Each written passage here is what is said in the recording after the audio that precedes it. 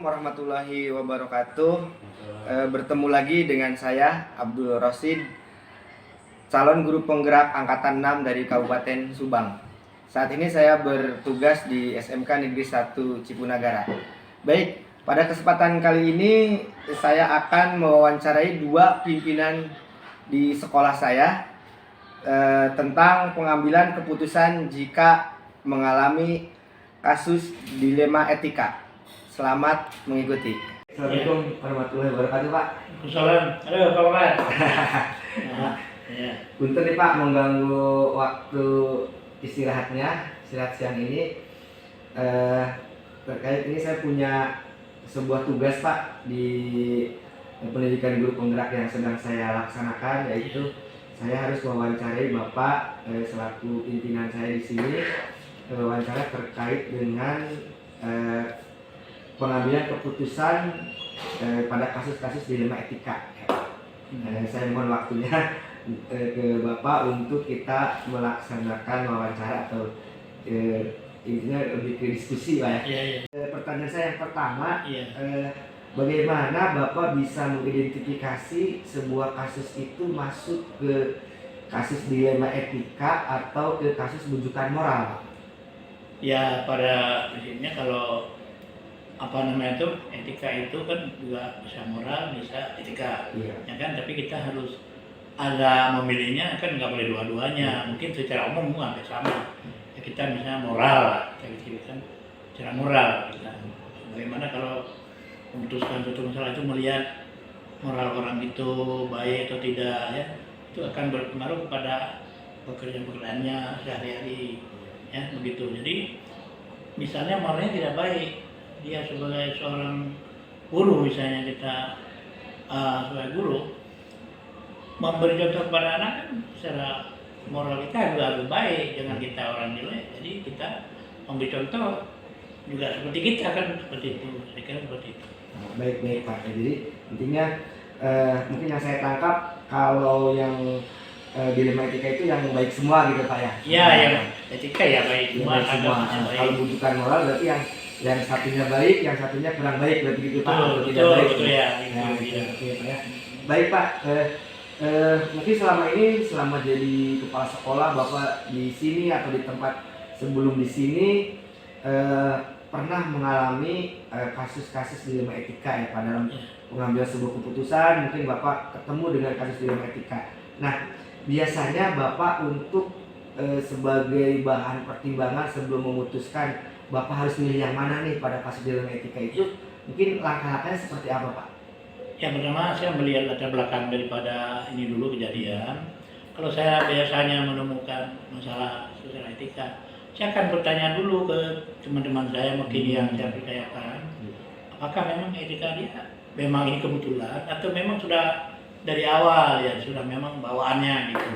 Nah, biasanya saya bersifat musyawarah ke tim saya yang saya percaya di sekolah ini ya, sama tim-tim gitu. Baik Pak, jadi intinya Bapak selain ada pertimbangan-pertimbangan lain ya Pak, yang masukan dari mungkin dari teman atau dari tim atau dari orang-orang yang pernah mengalami kasus-kasus serupa. Baik Pak. Kemudian menurut Bapak cara yang paling efektif dalam pengambilan keputusan di dilema etika itu seperti apa Pak? Ya sebenarnya tadi kita juga sudah bicarakan yang di atas, bahwa dalam mengambil keputusan tadi kan karena kita sudah tahu dengan etika dia begini setelah saya mendapat pendapat dari tim tadi yang saya minta pendapat, kita seperti itu kita ambil sikap dari tim tadi. Baik. Kemudian pada pengambilan keputusan pada kasus dilema etika, biasanya Bapak itu lebih berorientasi kepada apa? Ya, etika orientasinya biasanya kita kalau etika orang itu kan jadi pertama pengalaman kita sendiri ya kan. Kalau kita ya beretika begini berarti akan berpengaruh pada orang lain. Itu biasanya dari pengalaman pribadi, dan kita juga berdiskusi ke orang lain yang mengerti cara beretika yang baik, itu kan begitu. Berarti intinya kita berkaca kepada pengalaman, baik pengalaman Bapak pribadi atau pengalaman pada tim ya Pak? Tim, ya. Jadi dari pengalaman itu kita bisa membandingkan gitu kan. Ya, Baik Pak. Nah kemudian selama ini pada kasus-kasus dilema etika mungkin Bapak mengalami sebuah tantangan dalam pengambilan keputusan. Biasanya itu tantangan atau hambatan itu apa? Kadang-kadang memang pertama dari yang bersangkutan yang punya etika tadi, kan kita harapkan kan beretika baik semua. Jadi yang pertama kita harus menyadarkan dulu bahwa kita yang etika-etika yang tidak terbiasa dengan budaya kita itu apa namanya itu harus kita buang jauh. Artinya harus bersikap atau mendaki aturan-aturan yang berlaku, ada peraturan sekolah, ada tata tertibnya begini ya. Di masyarakat juga kan ada, di masyarakat kebanyakan apa budaya, apa namanya itu hukum adat gitu namanya. Hukum adat kalau di masyarakat gitu. Jadi mungkin dalam tantangan itu adalah ke pribadi yang bersangkutan ya Pak. Iya, lebih banyak risikonya. Ya. Kemudian apakah dalam kasus-kasus pengambilan keputusan yang bersifat dilema etika Bapak memerlukan waktu yang lama atau mau merenung dulu atau sifatnya spontan biar cepat selesai gitu? Sebenarnya kalau kita menunda satu keputusan walaupun itu kan kita sudah pengalaman harus spontan cepat. Karena apa? Kalau kita menunda itu akan merefleks kemana-mana karena kan cepat sekali berpengaruh kalau seperti itu. Walaupun kita sebenarnya sudah ada pengalaman-pengalaman kita sejarah itu kan harus cepat. Jadi tidak boleh menunda karena menunda sebentar aja dia akan berpengaruh ke yang lain. Mungkin jadi nambah soal permasalahan baru, ya nambah permasalahan baru gitu. Nah mungkin faktor-faktor selama ini yang mempermudah Bapak dalam pengambilan keputusan, khususnya keputusan dalam permasalahan dilema etika itu apa Pak? Yang jadi Bapak lebih gampang mengambil keputusannya, faktor-faktornya? Ya, memang keputusan besar itu biasanya saya ambil dari apa namanya itu membuat surat pernyataan lah istilahnya akan berubah, tidak mengulangi perbuatan yang artinya bertentangan dengan aturan, etika dalam masyarakat, dan perbuatan kita dalam di kerja kan itu kita harus ada pernyataan bahwa kita tidak mengulangi. Kalau mengulangi berarti ada sanksinya kan gitu. Seperti itu. Jadi memang tidak langsung tertulis tapi pernyataan lisan dulu gitu kan nanti kita lihat bahwa kalau tidak baru tertulis yang terakhir. Baik Pak. Baik. Mungkin dari sesi diskusi kita dari awal sampai tadi Pak, kira-kira pelajaran apa yang bisa kita tarik atau kita simpulkan Pak dari percakapan kita tentang dilema etika ini Pak?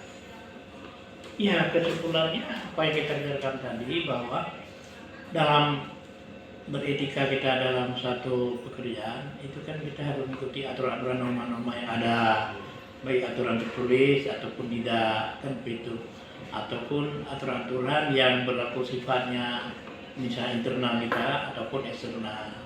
Itu kalau itu kita bisa menerapkan, mungkin apapun yang kita kerjakan tidak masalah. Etika kita kan akan menyesuaikan dengan lingkungan gitu ya gitu. Berarti intinya selama kita berpegang teguh pada aturan, ya. Kita akan ini tidak akan menemukan masalah gitu Pak. Ya. Baik Pak, terima kasih. Ya. Mudah-mudahan apa yang kita bicarakan pada kesempatan kali ini bisa menambah wawasan saya Pak secara umumnya untuk kita semua Pak. Ya. Terima kasih Pak. Ya. Selamat bekerja. Ya. Enggak Pak. Assalamualaikum Pak Edi. Waalaikumsalam. Apa kabarnya? Alhamdulillah. Mohon maaf nih mengganggu waktu istirahat siangnya. Saya ingin berbincang dengan Pak Hedi nih. Ini mungkin Pak Hedi sudah punya banyak pengalaman tentang hal dilema etika dalam memutuskan suatu masalah ya. Jadi perbincangan kita pada kali ini kita lebih fokus ke dilema etika Pak Hedi ya. Nah, baik Pak Hedi, mungkin yang pertama bagaimana Pak Hedi bisa menilai atau mendefinisikan suatu kasus itu masuk ke dilema etika atau ke bujukan moral ya. Mungkin bagaimana Pak Hedi bisa membedakan kedua kasus ini? Ya, sebelumnya saya jelaskan dulu ya, karena sebetulnya kalau ranah hal seperti itu tentunya di kepala sekolah. Tapi di sisi lain, kita sebagai orang teknis yang mewakili beliau dari sisi kurikulum, dan kebetulan saya juga sebagai wakil kurikulum dan ketua RSP, itu tentunya akan banyak dibutuhkan untuk mengambil keputusan cepat terkait dengan kewenangan atau tugas tambahan yang saya peroleh dari beliau. Intinya, pasti banyak yang saya temui tentang hal-hal yang berkaitan dengan dilema etika atau bujukan moral. Saya sedikit paham tentang hal itu. Mungkin dilema etika itu adalah sesuatu pengambilan keputusan yang bisa dikatakan berat lah, walaupun kalau saya sih sebetulnya tinggal tergantung dengan Bapak Kepala Sekolah. Tapi di sisi lain, dilema etika itu menurut saya adalah pengambilan keputusan yang memang kedua-duanya baik dan kita ambil yang terbaik gitu kan. Dengan kriteria yang memang kita buat sesuai dengan berbagai macam indikator yang saya pahami, dan juga usulan dari teman-teman yang lain yang memang saya suka dimintai pendapat gitu. Kemudian yang kedua tentang bujukan moral, saya kira saya juga banyak menemui hal itu, apalagi terutama dengan saya juga kepentingannya di setiap hari ya, belajar itu di setiap hari. Banyak orang juga yang atau guru atau segala macam yang berkaitan dengan keinginan sepihak terkait dengan supaya ada keringanan atau ada dispensasi bagi mereka. Ya. Oh, baik Pak Hedi ya, sangat jelas sekali ya, bisa mengidentifikasi antara dilema etika dan bujukan moral. Kemudian mungkin Pak Hedi juga kan selama menjadi wakil kurikulum, jadi ketua LSP ya, pernah menemukan kasus-kasus dilema etika ya. Nah, dalam pengambilan keputusan dari sebuah permasalahan dilema etika, biasanya langkah-langkah yang dilakukan Pak Hedi seperti apa? Oke, jangan jauh-jauh ya, yang sekarang aja ya. Tentang dilema etika mungkin kalau tidak salah atau kalau salah pun saya mohon maaf, ketika saya harus mengambil keputusan tentang ujian sekolah. Ujian sekolah itu dari masing-masing personal punya alasan tersendiri kenapa begini, kenapa begitu. Sambil contoh begini, ujian sekolah tahun ini tidak semua mata pelajaran diujikan dan diwajibkan hanya untuk yang mata pelajaran yang diajarkan di kelas 10 sampai dengan kelas 12. Tapi di sisi lain, mereka guru-guru yang lain yang mengajar di kelas 10, 11 saja, contoh misalkan sejarah atau IPA atau bahasa Sunda atau Penjas, mereka pun ingin memberikan kontribusi dengan ujian akhir praktek, karena memang mereka juga berkepentingan dan punya kejanji ke anak waktu itu nanti setelah kelas 12 mereka akan diuji apa, karena berkaitan dengan kebutuhan di perusahaan. Jadi itu sebuah dilema bagi saya, terutama yang tentunya nanti akan membantu memutuskan terkait dengan ini hal bagus, tapi di sisi lain juga karena tidak diajarkan di kelas 12 itu tidak perlu, atau misalkan di posnya itu, di petunjuknya itu. Jadi berkaitan dengan hal itu, hal baik dan hal baik satunya lagi, saya kira perlu saya mendapatkan masukan dari teman-teman yang lain, karena ini dari guru ya. Tadi saya sudah ngumpulin guru yang bersangkutan bahwa hal itu memungkinkan dan tahun ini berlaku seperti itu. Tinggal saya nanti rapatkan dengan tim, dan tentunya saya akan konsultasi langsung dengan kepala sekolah. Menurut saya pribadi itu hal yang baik semua. Mereka mau menguji karena tadi ada janji, ada segala macam kepentingan untuk perusahaan nanti ketika mereka lulus dan lain hal. Jadi menurut saya keputusan sementara bagi saya ingin mengabulkan permintaan mereka terkait dengan tadi itu. Kita punya sistem sendiri, punya janji dengan perusahaan, punya janji dengan anak juga. Misalkan olahraga nih, olahraga nanti akan diuji di perusahaan A, dia harus bisa lari 2,4 menit sepanjang minimal 2,4 kilo. Itu kan sesuatu yang perlu dicapai, dan kita juga perlu data apakah kelas 12 sekarang itu butuh mencapai hal itu atau belum. Nanti butuh analisis nanti buat ke depan. Itu mungkin Pak. Jadi baik ya. Jadi intinya mungkin Pak Hedi ketika mengambil keputusan dari contoh kasus tadi, juga ada masukan dari teman-teman yang lain yang terkait dengan masalah tersebut ya. Pasti. Baik. Dan tadi itu juga hal yang saya sampaikan tadi juga masukan dari teman-teman yang mengajar. Iya. Dan saya sudah beberapa proyek sudah saya hubungi, tim kurikulum sudah, tinggal nanti untuk finalisasi nanti saya hubungi kepala sekolah. Baik. Kemudian ini Pak Hedi ya, menurut Pak Hedi cara yang paling efektif dalam pengambilan keputusan pada kasus-kasus dilema etika itu seperti apa Pak? Ya tentunya seperti tadi yang kasus barusan, saya akan kembali lagi mengkaji ulang tentang aturan yang ada dari mulai undang-undang Sisdiknas sampai dengan POS atau panduan US yang akan kita ramu menjadi sebuah panduan atau POS di sekolah ini untuk pelaksanaan US. Itu yang pertama, aturan dulu. Jadi siapapun yang berpendapat nanti akan kembali lagi ke situ. Tapi ketika di dalam aturan itu memungkinkan kita membuat suatu terobosan baru terkait dengan aturan yang lain yang memang kita buat dari awal, saya rasa bisa aja berubah tergantung dengan masukan dari teman-teman, karena saya pun pasti akan mendengarkan apa yang menjadi masukan dari teman-teman yang lain biar saya juga mempunyai indikator lain yang memang memungkinkan untuk keputusan yang paling baik. Baik.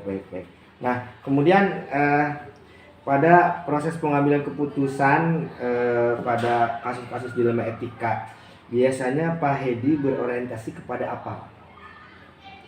Ya, yang pertama berorientasi pada peraturan yang berlaku ya. Yang pertama itu, saya tidak ingin untuk melanggar peraturan. Yang kedua kepentingan itu tadi itu.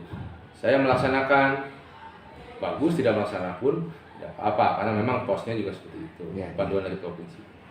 Kemudian yang ketiga dari bantuan dari teman-teman tadi. Ya. Kemudian mungkin selama ini dalam pengambilan keputusan pada kasus dilema etika, Pak Hedi sering mengalami semacam tantangan ya.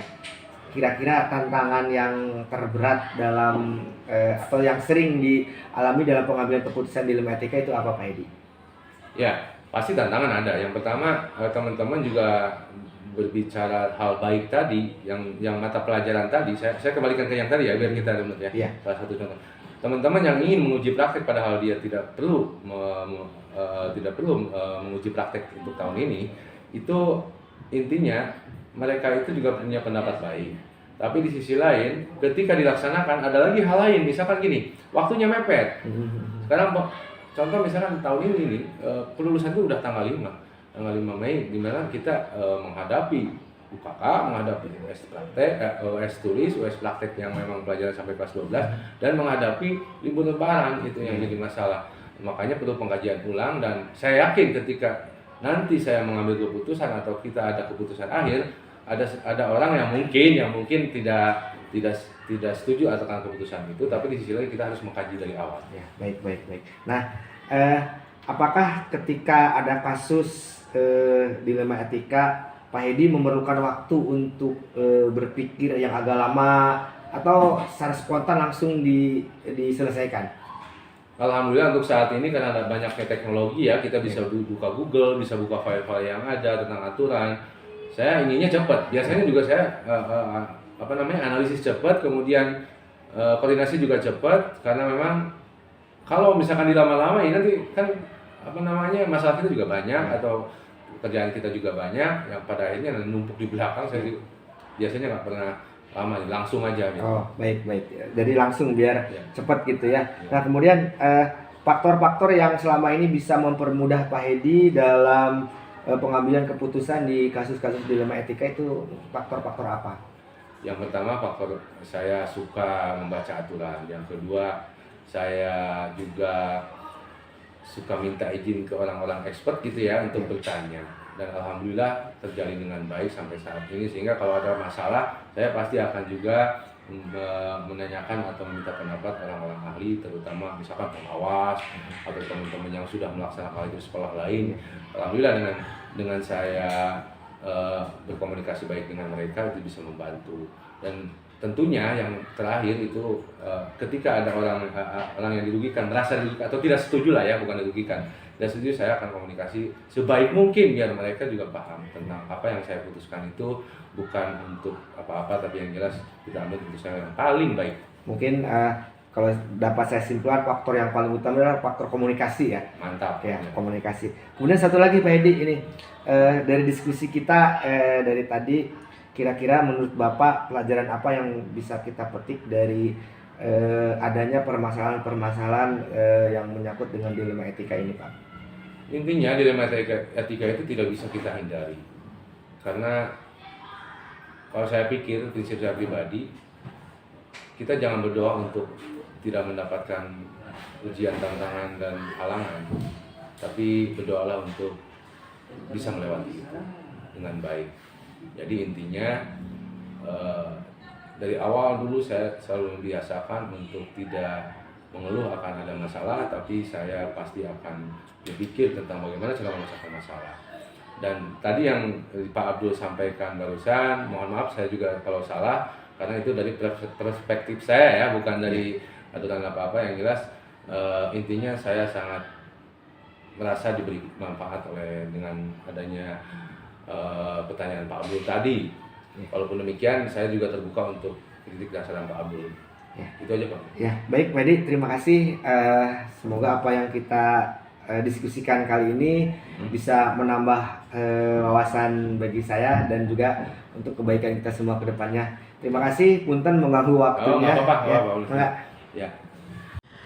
Demikian dua wawancara singkat saya dengan dua pimpinan di sekolah saya tentang bagaimana cara-cara pengambilan keputusan pada kasus-kasus dilema etika. Semoga bermanfaat untuk kita semua. Assalamualaikum warahmatullahi wabarakatuh.